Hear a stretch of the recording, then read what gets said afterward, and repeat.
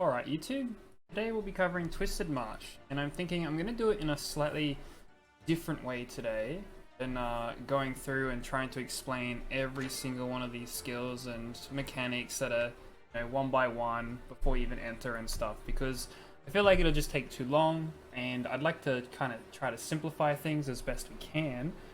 So what I'm thinking I'm going to do is let's talk about monsters and the things that you need. And then I'm just going to jump in and show you from the perspective of a Cleef, okay? Because I main Cleef, and Cleef operates a bit differently than Kina and Orbia in when it comes to Marsh. Kina and Orbia have a different range that they can attack from, makes it a bit easier for them to avoid certain things, whereas Cleef, obviously built for taking damage, is going to, when in melee, take a lot of the debuffs most of the time, and a lot of the hits. Because, like, for example, one of the moves she does, it's like a triple, it's like a circle that expands 3 times in a row, one after the other. So it'll have like an inner circle, outer ring, and then a third outer ring, I believe. And the idea is to dodge that. You'll see it in the actual, when we jump in there. But for now, let's just have a little quick talk about units. How do you build a team for this? As well as, let's see, let's go into here. As well as how much battle power do you need, for example. And now, I believe the battle power requirement for the bonus was 397,000.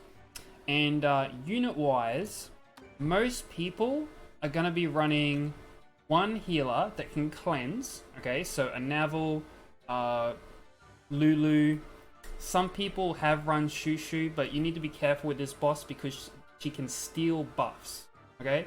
So, at various points through the fight, she will steal everyone's buff and transfer the debuffs that you've put on her to your opposing side. I think she puts them all onto one person, and that is the point where normally Cleef or one of your knight or melee kind of units is going to take all of the debuffs, right?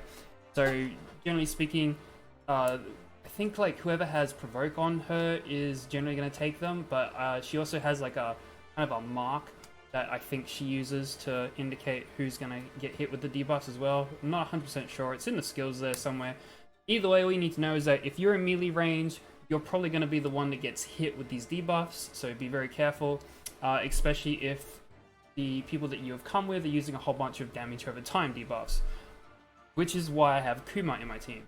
Now, most people are going to be running like double DPS, and because she works in a way where most party members, you don't want to be bringing a lot of buffs, so you don't want to be bringing shield units, you don't want to be bringing immunity, and just, defense and attack up, unless you also bring a strip, like Sekhmet, right, who can then steal the buffs off of her, or just any kind of unit that can strip buffs and then steal those buffs back, or just nuke the buffs off of her entirely, right? So you need to be careful about that.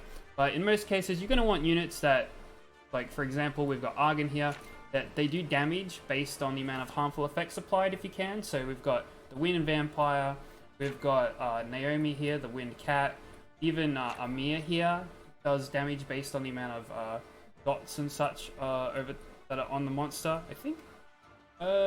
Yeah, based on dot level, right? Other DPS work fine as well. So your Karumbit, your Fire Raven, where's mine hiding? Right, you'll get him in your guard book. He's fine. He's okay as well. Just be careful once again of monsters that self-buff themselves. I mean, like, I think Argon does that as well, but just be careful of buffs in general, right? Any kind of whatever your main DPS is going to be fine. Generally speaking, most of you are going to bring 2 DPS. In my case, as a Cleef, I'm going to be bringing 1 DPS. Okay? As for healers and the cleanse, a lot of people are running a Navel, because what you want her for... Let's see, let me show you. We'll go in here to her skills. This particular skill here, her heal, removes 1 harmful effect. Okay? Because... well, we'll get to that. I'll show you guys in the actual fight. And then, like, Lulu is a good alternative because Lulu also does it, recovers the harmful effect on nearby allies. Okay, and every person should have at least one of these units, and then they can time the heals at a particular point in the fight that'll be fine. Other units that are popular, don't bring Wusa because he buffs shield and immunity, right? He buffs continuous heal. So be careful of units that do that. There's Sekhmet there, right? The Fire Desert Queen. So right here, she attacks and steals all beneficial effects to herself, right? For example, so units like that can steal beneficial effects. Wind Polar Queen here also strips beneficial effects, for example. So if you do bring any buffers, be careful. Make sure you also bring someone to steal them, right? But like I said, in most cases, you're just gonna want your core DPS units and one healer that can then also cleanse. In my particular case, I also run Kuma, right? Now, a lot of people. Let me hop out of here quickly. I'd like to show you guys. A lot of people like to run Juno, right? For the cleanse as well. Let me just show you guys Fire Oracle here. Okay. The thing about Juno, for me, I don't have her, for one. But remove all harmful effects. And this is, I believe it does it on a, so on a team member. Now, I'm not sure how much her exact working, if she cleanses everybody of at least one debuff, but I think she only cleanses like a single unit of all their debuffs, and then you'll get mana back based on that. Or something. Hang on, if we awaken her. I think it's based on, for every beneficial effect removed, for every harmful effect removed, one. When she's like awakened and passive, right? So some people they rely on Juno cleanse. Now for me personally, they bring he's the only healer they bring, right? Instead of a Navel or Lulu, right? The Water Howl.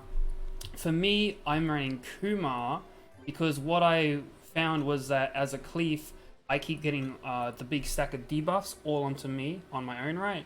So what I've been doing is using Kumar's 3 mana cost heal here to cleanse all harmful effects. It's single target, and generally it'll all the debuffs will stack either onto my cleave or they'll stack onto Kuma, right? And you'll see this in the actual fight. And that's pretty much how we operate, or how I've been operating with my team and stuff, and kind of units you want to look at bringing for this fight. And I'm gonna try and jump into one, and I'll catch you guys in a moment, I guess. We'll have to see how long this takes to get a group together. And I'll walk through what I think, I'll walk through the actual fight and give you guys an idea on what to look out for when you're actually in the fight. And remember, it's from the perspective of a cleave. And I'll catch you guys soon. Alright guys, got ourselves a group. I'm going to jump on in here. I didn't have a good look at the units before we got in because I just got paired up right away. But I'm going to try and talk my way through the process of what's going on here. Now I am going to use Water Weapon because as far as debuffs go, we want to try and use debuffs that aren't a bunch of dots and stuff, alright? For the most part.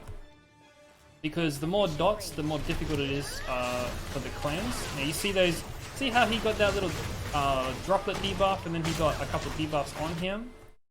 Right. Okay, so there's that triple ring I was talking about before. And then there's this glowing skill that happens as well. That'll knock your HP down about 65%, I think. And then you see this massive amount of debuffs on our Kuma. He should heal that off of himself. Then she disappears and the snakes start coming out. If you get hit by the snakes, she'll poison, right? Now, I'm going to try and go over this a bit slower because that'll happen very quickly. So, once we, you just got to run back here to try and dodge the snakes, alright? Now, we're going to jump back in. Now, because I'm melee, we're going to be slapping her around. She's going to do her little red circle ring at some point. So, remember that build up of the glowing attack there is going to knock everyone's HP down, so get your heal ready on the delayed kind of timer and get ready to activate your heal. Now I've got all the debuffs on me. I'm going to swap the Kuma, use my instant heal, single target heal. These rings here, see that bleed that she puts on you? Boom, I'm going to heal that too with my Navel. Just like that. Forbidden Spell, run out, try and group up, get all your monsters grouped together. Okay? So whenever she says Forbidden Spell, she's going to turn people to stone, turn into the snake. She's going to target either the closest unit or the biggest group. Stand in this, it'll reduce the damage. Try and get your healer undone first. Oh my gosh, I can't get in. Okay, try and get your healers unpetrified first and immediately run away. She'll do it twice, and then she'll just kind of chase you, and then she'll back off a bit and use like an AoE attack. So she'll do that, and then she'll like swing her tail around, right? I can't exactly remember what the tail does, but it does also debuff you. As soon as she's done that for a snake phase, she'll go back to human form. Okay? Whoops, I should be on this side. Try to stay together. See all those debuffs come on me. Boom, back to Kuma. Single target cleanse on myself, because like I was saying, there's that AoE with the bleed debuff. You see people use their cleanse skill to heal in AoE. There it is again, and I'm going to cleanse this all again, and I'm going to use my ult. And you see I've got that droplet debuff, and I'm going to heal up again, just like that, see? And now I've also got this these stacks going on me, which I'm going to cleanse. Now she's disappeared, she's gone into a shrine phase, she's only got X4 HP left. Watch out for the glowing door, that's the one you want to look for. She's going to do this 2 or 3 times, so there's the next door there, the glowing door. Okay, make sure you stay out of this, or she will petrify your units again. She'll have another snake phase, okay? There's the third one. She's doing it 3 times.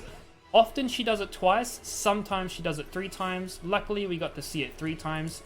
And then you can just jump in and do this. Now, very shortly, she's going to pop in the middle, and she's going to do another snake phase with a bunch of these circles on the ground. So right here.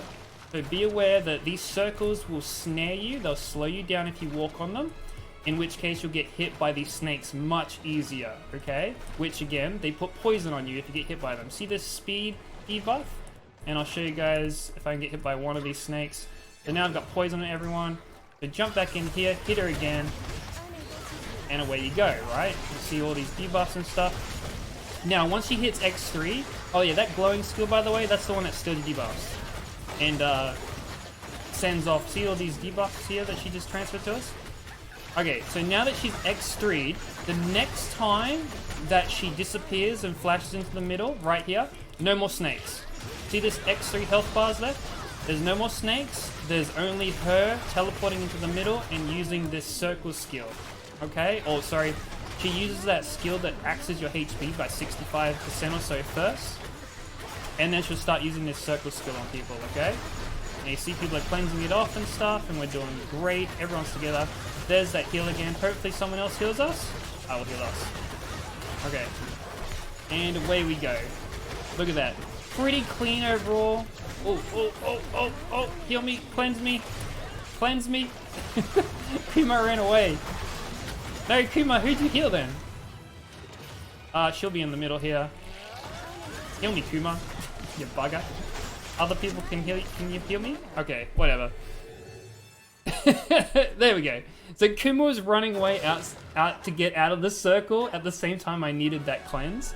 But as you can see, very clean kind of a fight overall until the very end, but that was alright. Like, she had like half a HP bar left. I know it'll happen very quickly. Hopefully it's not too overwhelming. I tried to say it all as it's happening, okay? Now, as you can see here, they are running a Navel and a Navel, so the cleanse heal. You've got Little Romance here with the Sekhmet strip.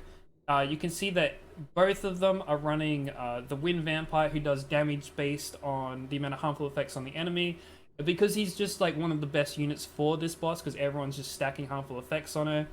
And you've got the Fire Vampire here, which I rarely see, but very nice, very good unit overall.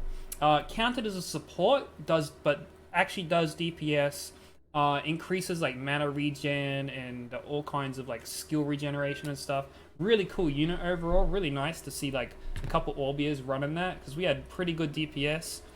I actually should have shown that off a bit more, showing the like the DPS that they were doing off a bit more, but I was so focused on trying to show the actual mechanics there that I got a little distracted.